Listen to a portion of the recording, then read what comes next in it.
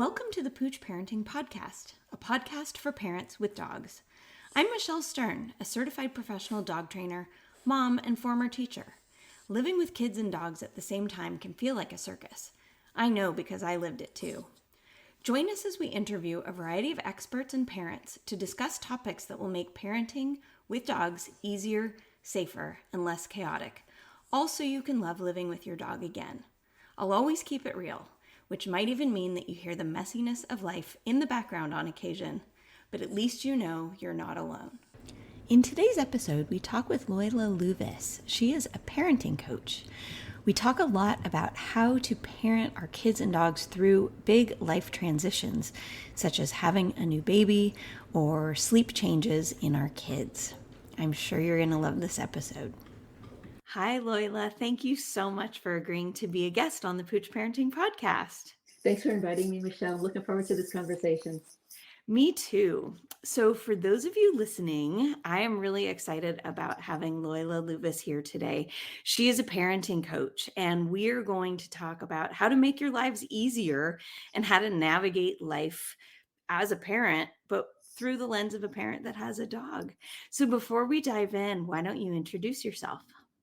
Sure. So, as you said, Michelle, my name is Loyla Louvis. I'm a parenting strategist and life coach for mothers in training. Been in business for about 10 years or so. I'm also a columnist, and I'm an advocate for customized home education. And for those of you who are like, parent coaching, what is that? I kind of specialize in working with moms raising strong-willed kids between the ages of 2 and 12, giving gentle parenting solutions for calm moms and happy kids. I love that. Calm moms and happy kids. That's what we all want. Because I know that when I was raising both of my children, I was especially challenged by raising my son. He's adopted from Guatemala, and he had a lot of unique challenges that I wasn't prepared to deal with. And he had incredibly big feelings. And his big feelings led to me having big feelings, which led to my husband having big feelings and my daughter feeling totally unsettled because things changed so dramatically. And it was the farthest thing from calm that you could imagine. I mean, we had calm moments, of course, but I felt like I was inside of a tornado. You know, it was a really difficult time. So I wish I knew about you back then. Yeah, I worked with a I worked with a Go ahead. client. I worked with a client with a very similar story to yours. Adoptive, challenging, things that you just don't expect to happen. And I think that happens a lot, even when you have a dog in your home. You expect things to go one way, and then when they don't, you're kind of like, okay, now what? I think that's really true. I think that everybody has an image of what life is going to be like, right? And whether that's a fairy tale we tell ourselves to sort of give ourselves the light at the end of the tunnel to make us think everything is going to be okay, or whether it's really nice to have a goal, right? So if we think about, I want my life to look like X, Y, and Z, and then we strive to do that. But that can also lead to a lot of heartbreak because you have this image in your head of what your life is going to look like, and then it looks like the opposite, and you feel like a failure. I mean, I know that I have so much love in my heart that I thought that love would conquer all. And I've taken a lot of courses, and I'm, newly certified and as a family dog mediator. And we talked a lot about all of the components that go into making dogs who they are. And genetics is a huge piece of that. And it's something that you can't ignore.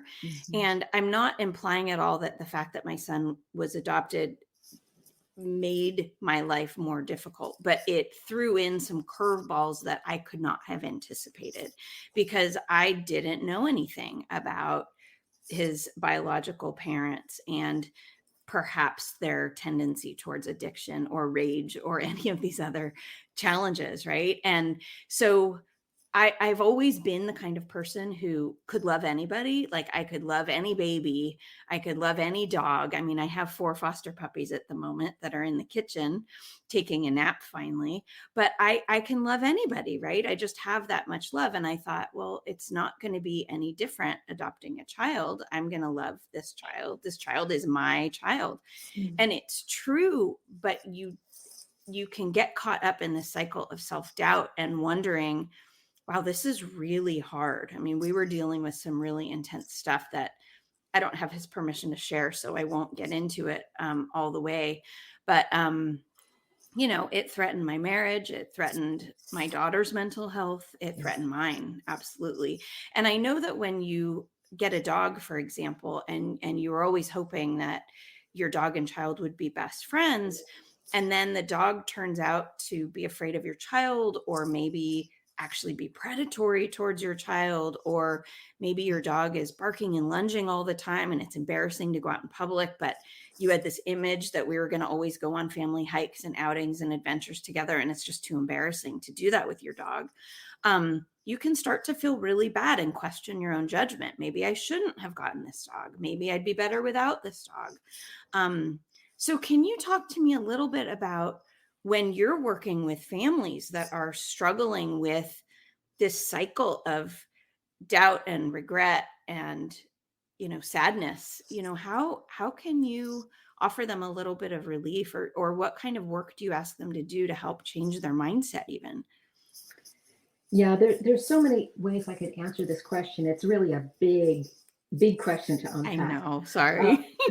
but I love to give word pictures. I think they help communicate a lot of information in a blink. So what comes to my mind as you were talking is there was a book written called The Set of the Sail, and I love that visual because if you think about a harbor and there are boats, sailboats in the harbor, one wind blows.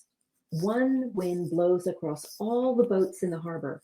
And yet, based on the set of the sail, those boats will go in a million different directions.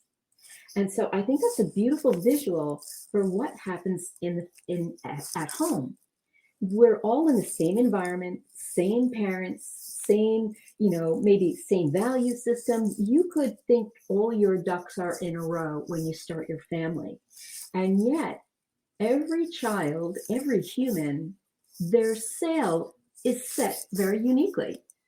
And they are going to react, respond, interpret, digest their reality, their worldview through a slightly different lens. And so that's when life gets to be a little tricky. Like, wait a minute, we talked about this. I thought we had all of our ducks in a row. We were going to, this is our priorities. This is the way we're going to discipline. This is what's most important for us. And these are negotiable. Like we can talk about it all.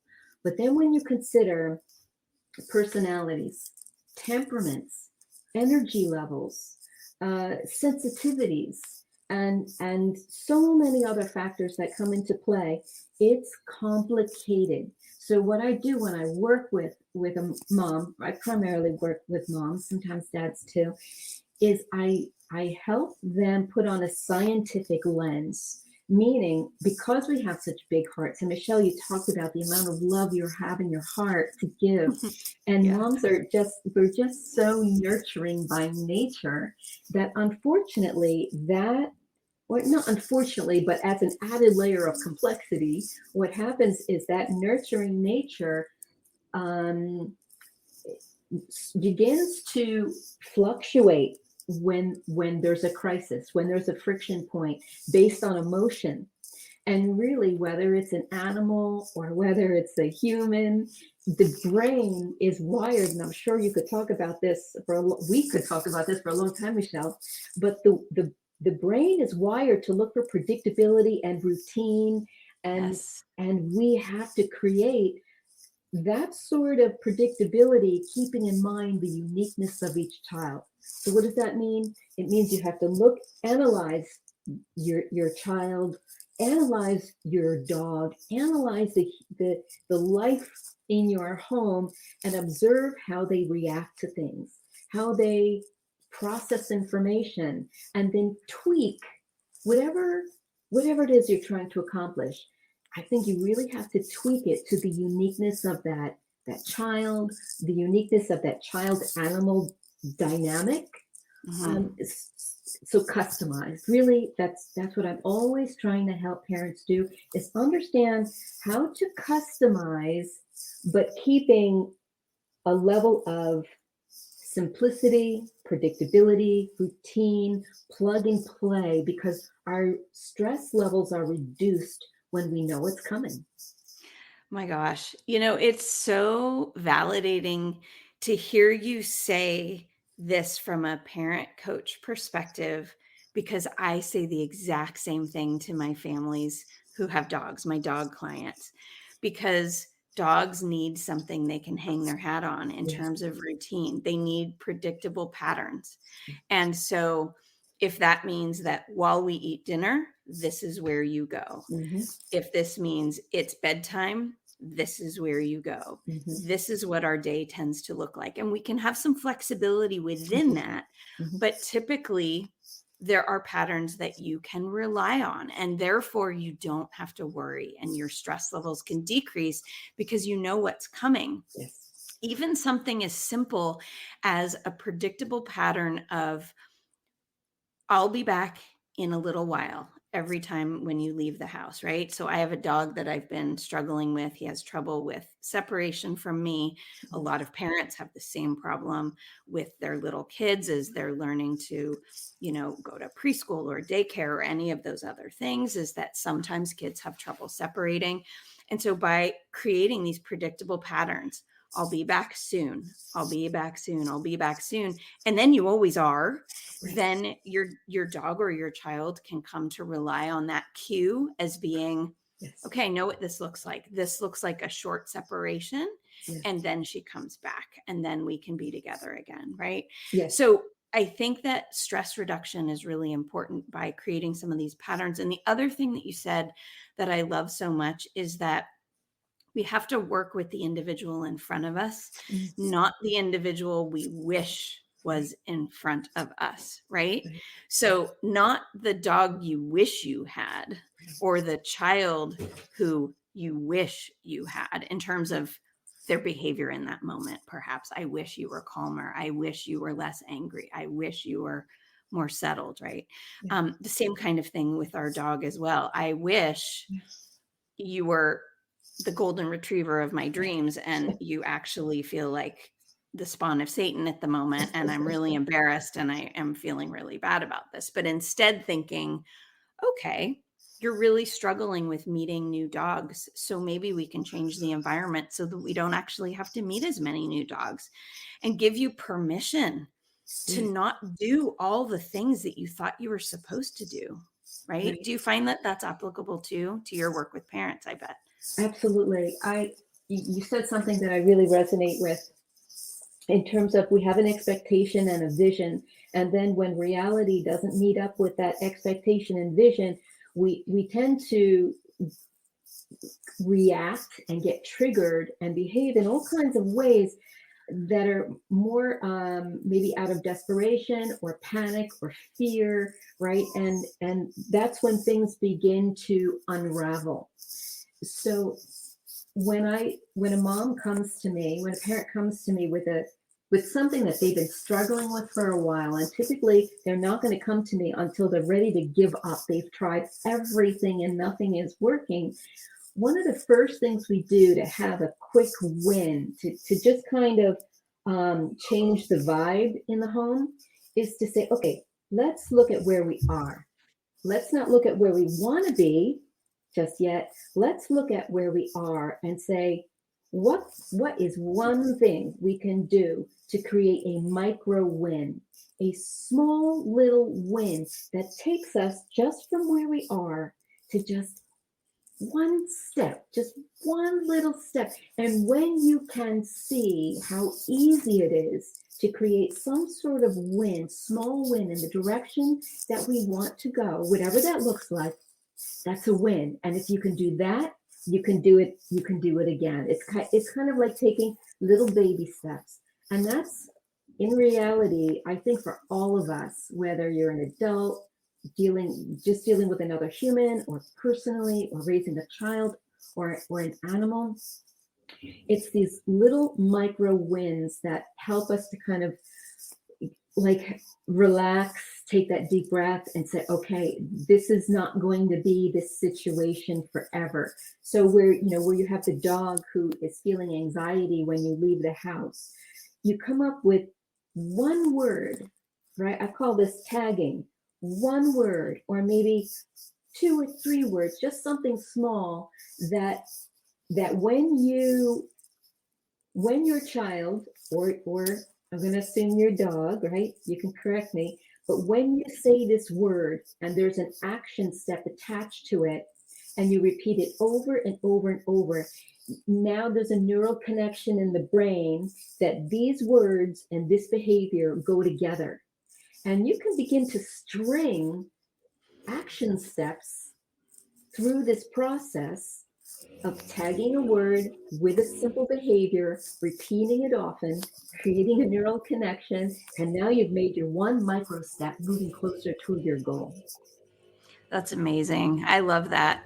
It's really so much like dog training, just like you said. I mean, what we try to do when I'm working with the dog half of the equation is we try to create positive associations Mm, with change, and not just positive associations, but really like the feeling of positivity, right? mm, So that, for example, if you say the tag word, or in dog training, we say the cue, but it's the mm, same thing, that the dog feels a certain way and mm, then therefore responds again in a predictable pattern, right?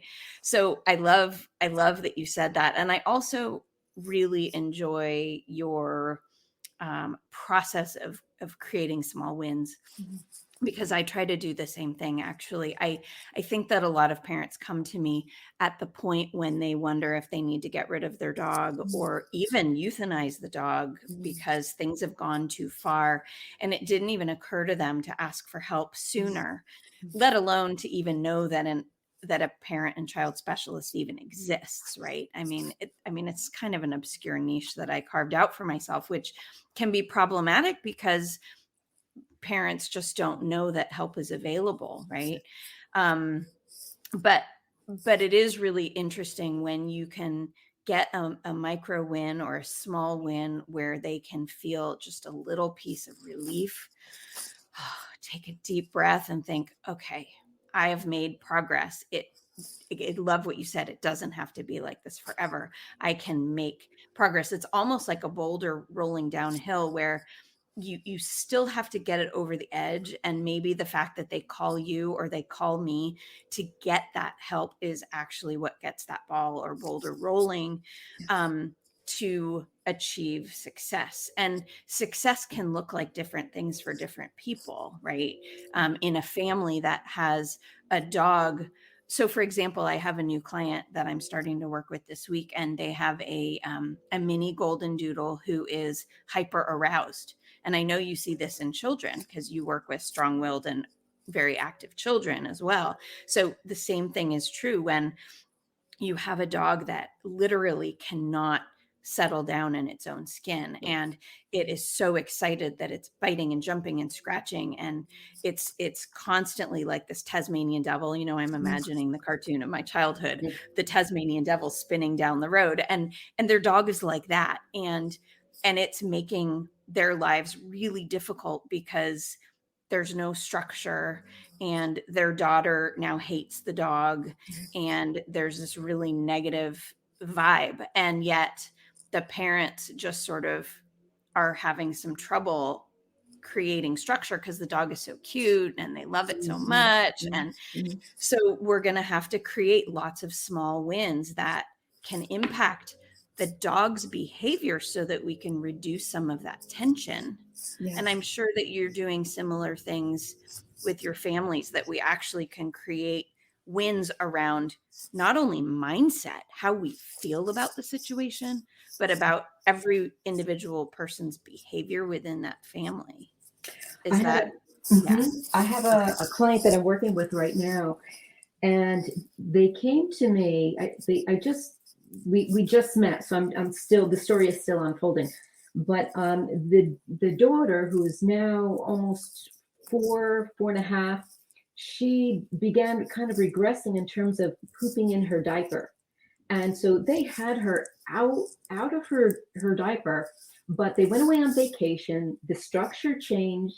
She just happened to be out having a fun and pooped in her pants, and that began a chain of reactions that snowballed over time. And by the time they reached out to me, their daughter could no longer be in underwear, had to be in a diaper, and was now going in hiding behind the chair, under the table, you know, completely resistant to cooperating with the parents. And so the frustration level was very high on both sides.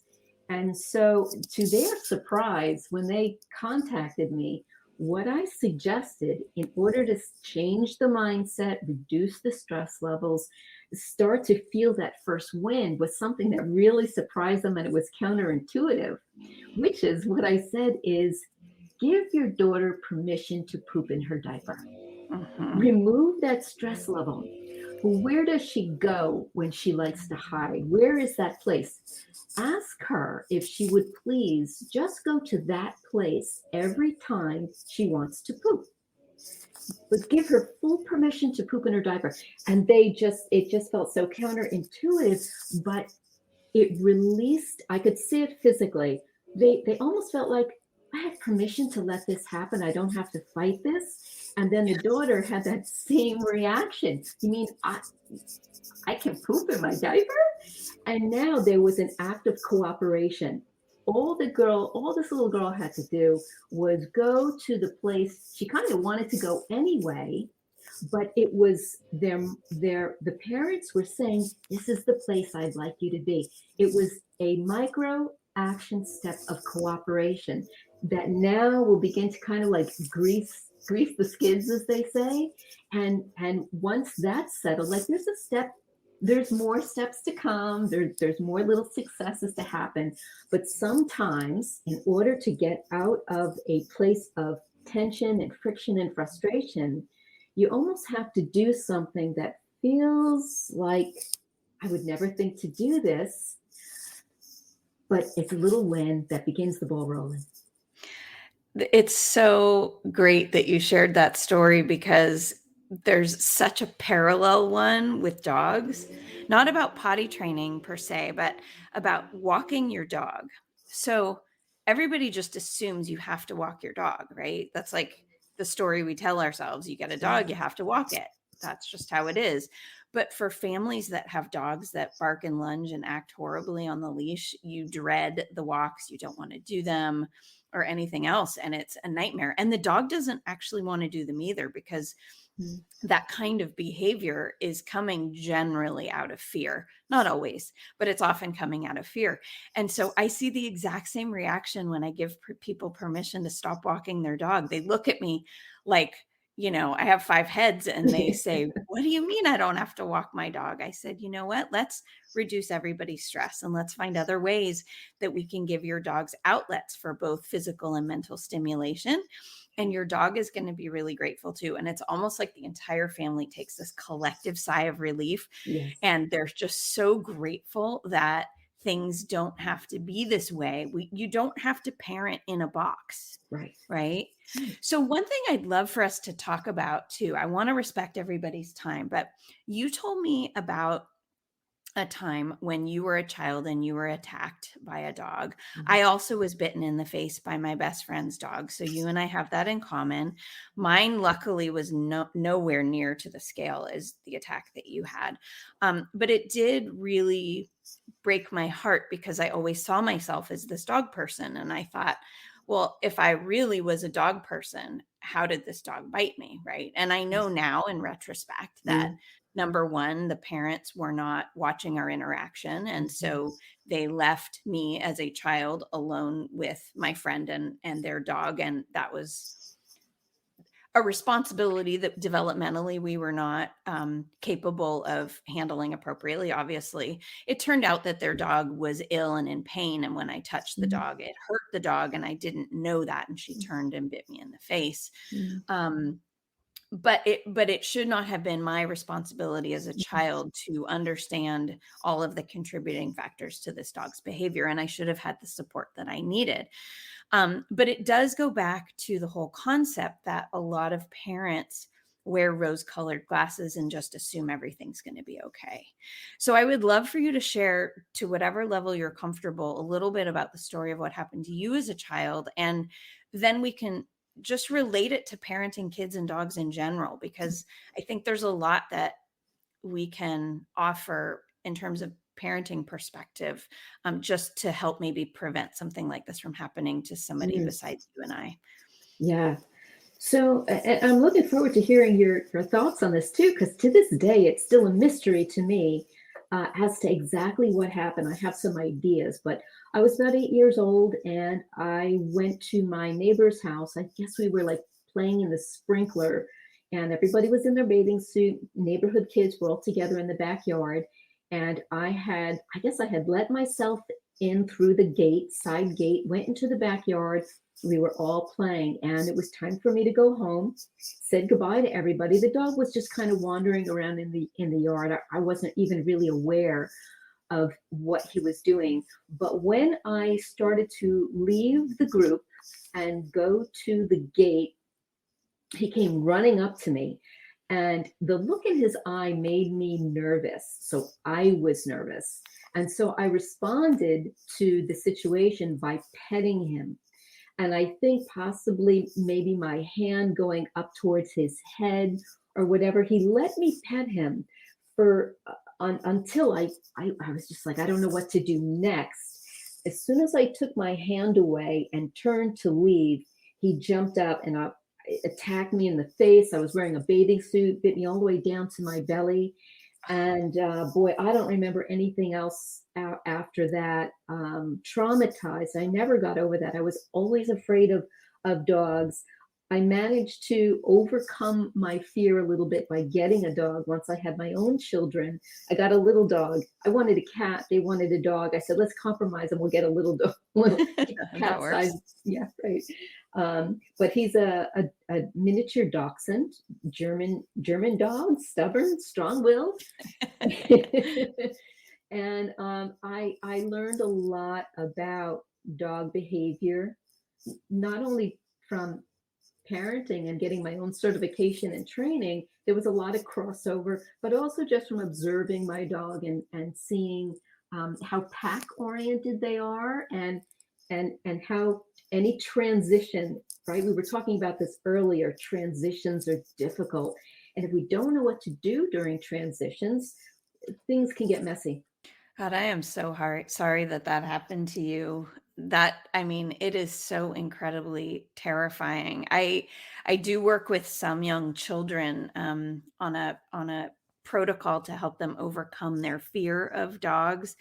And you nailed it on the head. A lot of it relies on helping them to understand dog body language so that they can, um, either make good choices, or that they can relax in knowing what the dog's intentions may or may not be based on that dog's body language. But I mean, it can be a crippling, lifelong, I don't want to say impairment, but you know what I'm saying, affliction, because dogs are everywhere. You see them on the street, you see them in movies, you see them everywhere you go. And depending on the town or the country, they can be even more, prevalent than in other places. Some have more public access. Um, there's a town that we visit often in Oregon, and it's such a dog friendly town, and I love it because I have a dog who's dog social, and it's super fun. But there are dogs everywhere. There are dogs at cafes, there's dogs outside at breweries, there's dogs on the river, like everywhere. Yeah. But I would imagine that life for someone who is afraid or who doesn't know what to expect, they're always on pins and needles, that's a really difficult place or lifestyle for somebody in that situation. It's really hard to predict what could have happened. I don't know enough about the dog or even the breed of the dog. There are several things that come to mind. There are some dogs that um, we call them the fun police, where they tend to interfere and break things up when they get too rowdy. There are other dogs that are more herding types of dogs, and you are maybe the stray sheep leaving through the gate that you should not have been leaving, and maybe the dog was coming back to say, nope, back with the bunch. You shouldn't be leaving. There are other dogs that have major sensitivities to what we call sudden environmental contrast or sudden environmental change, which everybody's playing and the dog is comfortable watching that dynamic because it's not um, there's nothing new. And then suddenly one person gets up and starts to head to the gate. Sometimes even just the simple act of somebody getting up. So we see this a lot with families when they have visitors, the grandparents come over, or they want to host a play date, and the dog just cannot handle the sudden appearance of a visitor at the house. Or they get used to the visitor at the house, but then the person gets up to leave to go to the bathroom and the dog can't handle that change. And again, that goes back to what you and I have talked about with transitions, that things can just be generally very difficult for kids and dogs when they are shifting routines, or again when things are not predictable, that it gives them more to worry about. Yeah, and I think in terms of our conversation about transitions, this is I really love what you do. I'm so glad to have met you. My son and his wife. They have this big glue of a dog. It's just adorable. But they plan on having a baby, and I just know that they're really going to need some help with the dog when it comes to transition. So I'm actually looking forward to referring you to Oh, several I'm of my so clients. excited. Oh, that's great. Yeah, I have some online classes actually. I have an online class called Preparing Dog for New Baby, and then I also have an on-demand workshop called Your First Week Home that literally helps you, like, how do you introduce the dog and baby, for example, and what should you do, what should you not do, and things like that. And of course, I'm always available for, consults to help people with unique situations as well. But I do think it's an interesting phase of life, as is any transition, where people don't actually realize that there is work that they can do to be proactive to help get the dog ready for that tremendous change of suddenly they were the center of your world and now they're clearly second fiddle. I mean, I'm not saying that the way you feel about your dog is second fiddle, but Mm. when you have a human baby there, there's literally no way, just from a logistical standpoint, that you can give the dog the same amount of attention at the same frequency that you used to. Because if the baby needs to eat, that's non negotiable. And if the baby has a blowout diaper, that's non negotiable. So there are certain things that just have to happen. And your dog needs to learn to wait their turn and needs to learn, where is a safe place for them to be so that you can navigate all of those other tasks that require so much of your attention. Yes, and this was something we were talking about earlier in terms of transition. The tricky thing, the funny thing about transitions is that you can kind of be going along, you found your groove, things are going well, you feel confident, like all is well. And then lo and behold, with no particular warning, things begin to change. Yes. And there's nothing worse than feeling like the confusion of, wait a minute, everything was going fine, what happened? But in life, in all of life, we go through seasons, right? Just like the seasons of the year. If you live in a place of the country where you actually experience four different seasons, there are transitions that happen. And if you don't know that number one, if you don't know the transition is coming, it can really throw you for a loop and begin to create a disruption that some people struggle to recover from. That's one. Or transitions are coming, but you figure you were doing so well before, this is just going to be natural. You'll intuitively know what to do through the transition. And it may take days, weeks, months, sometimes years before you realize in hindsight, oh my gosh, I really could have handled that transitional state differently and I would have been set up for better success. But you don't have to do it that way. That's not the only way to get through whatever transition is coming. You know, they say the wise man learns from his mistakes. The fool will have it no other way. Yeah. So the point being, there are some mistakes you don't have to make in transition seasons. And if you know you're coming across a transition, a new baby coming into the home, another pet coming into the home, whatever the change looks like, why not get all the tools you can put into your, for me, it's the parenting toolbox. Put all those tools in, be ready for for the change that's coming, right? When we know a storm is coming, we get prepared. We go out, we do a little extra shopping. We make sure we have gas in our car. Like, it's good to be prepared when you know a change is coming. I think that's really interesting. I think part of the problem is a lot of people don't know that changes are even coming, right? So, for example, your baby may be shifting sleep patterns that Mhm. you weren't anticipating, or maybe you're shifting the number of naps during the day. And that is very disruptive. Oh my gosh. I remember how hard that was when my kids were little, that they are kind of under rested for a little while and extra cranky and more tantrums and crying and unsettledness, just because they were going through this like physiological transition of, I want to be awake and not miss out on things as much, but I still need naps. But so you're stretching the time between naps, but those things can impact you as a parent, where you're tired and on edge because you think you're doing something wrong. But on the flip side of that, from the dog's perspective, that can also be very hard on the dog, that, Yeah. maybe the baby wasn't moving much when it was a baby, and you could lay it on the floor on a play mat and it would just kick its feet and, grab toys. But then now they're rolling around. They can literally roll across the floor, or they start commando crawling, or moving, or even walking early. Some kids do these things at different stages, of course.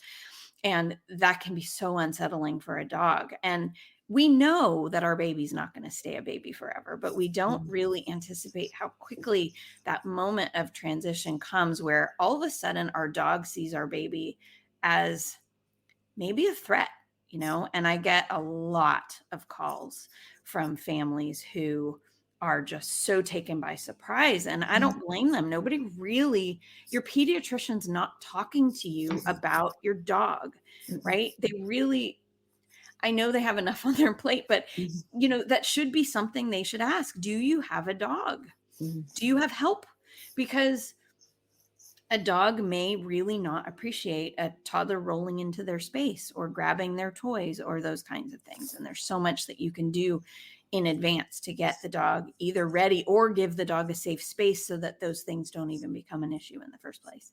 Yes, and I know that pets, just like people, are very sensitive to your energy as the owner, as the parent, and when transitions happen and we're completely blindsided by them, it alters our calm, assertive leadership. And children pick up on that, especially a strong-willed child. Once they pick up on your fear, your lack of confidence in what you're doing, they will take that ball and run with it. What you did talk about in terms of just being a clear leader is really important, because if you let the kids run the show, you're going to have a very different family life. Everyone's eating Doritos for dinner and staying up all night and watching TV, rather than having a parent that says, okay, everybody, we need structure. These are the rules of the house, right? We go to bed at this time. We eat dinner at this time. We may not necessarily tell them what they're going to eat, but what we are going to do is we're going to provide a menu of choices and say, this is what we're serving for dinner. I used to have a cooking school for kids, by the way, and I helped a lot of families get their kids to eat healthy food and not have mealtime battles. So a lot of times what we would do is we would say, here's dinner. We have these 5 choices. What you eat of these 5 choices is your choice. I'm Mm. giving you that level of empowerment to make these choices. You can have all of it or none of it, but this is what's available. And you do not get to go to the fridge and eat a yogurt after dinner because you chose not to eat the things that I've provided. I will give you one thing for sure in these 5 that I know you'll eat, so you're not going to starve to death. But that kind of structure, right, is our responsibility as a parent. And a dog will make up their own rules if it's not clear what the rules are from you, just as your kids will do as well. So we all remember the stories of how we would take advantage of babysitters because the babysitters didn't actually know the rules. And I remember saying, oh, yeah, my bedtime is this, or yeah, I'm allowed to eat this, which is total BS, right? But the babysitter didn't know the difference. And dogs will do what they can get away with, as will children. So just setting clear boundaries is really more the kind of language that I like to use. And Mhm. competent leadership is not domineering, dominating, or heavy-handed. That's not good leadership at all, right? So Or bullying. let's get Yes, clear exactly. about our terms here. Hmm. That good leadership means, like, I loved how you were describing when you were kind of talking about leadership and about your own childhood, and about raising your own children, is okay, listen, this is what we're having, these are the choices, you may choose freely among these choices, but you don't get to go ransack the pantry and the refrigerator and eat whatever you want, because that's not good leadership. Hmm. And and children, they actually calm down and relax once the boundaries are clear, once the rules are clear, once they see that they can test this thing as hard as they need to test it, and the rules don't change, the boundaries don't change. And so yeah, there's a lot of need for good, strong leadership. And during transitions, this is what I was trying to get to, is that during transition, that's when our leadership, if we're not prepared, tends to waffle and become vulnerable. So I love the idea that you are providing an opportunity, Michelle, for parents who have dogs and children who are both going through transitions to navigate that vulnerable time so that they can walk through it with confidence, with action steps, with an understanding of what to expect and how to get through it. I love that. That actually feels like a really good place for us to wrap up. It sounded like your perfect soundbite there at the end. I loved it because I know that that's what you and I both care so deeply about is empowering parents, giving them confidence, helping them feel like they're not alone, that things don't have to be as hard, and that there are small steps that they can take to love living with their children slash and dogs again the way that they had intended, right? The way that they had envisioned that life to be. So that is a perfect place. Can you please tell our listeners where they can find out more about your parenting coaching? Yes, of course. So I have a Facebook community called Parenting Tips for Strong-Willed Kids. That's a great place to meet with us. Our community is growing like wildfire over there, and there's a lot of support and a lot of tutorials. And also I have a website, mothersintraining.org. You can find out a lot about the other resources, and there are classes and digital products and one-to-one coaching. So that's That's my contact. That's wonderful. That's a great resource. I'm going to link to all of those in the show notes for this on my Pooch Parenting website. Thank you. Thank you so much for talking with us. I feel that there is so much in common between parenting children and parenting dogs. And, between people like us, everybody can feel the love and support that they need so that they don't have to feel a lack of confidence or struggle. Yeah. Yeah. Well said. Thank you. All right. Talk soon. Bye.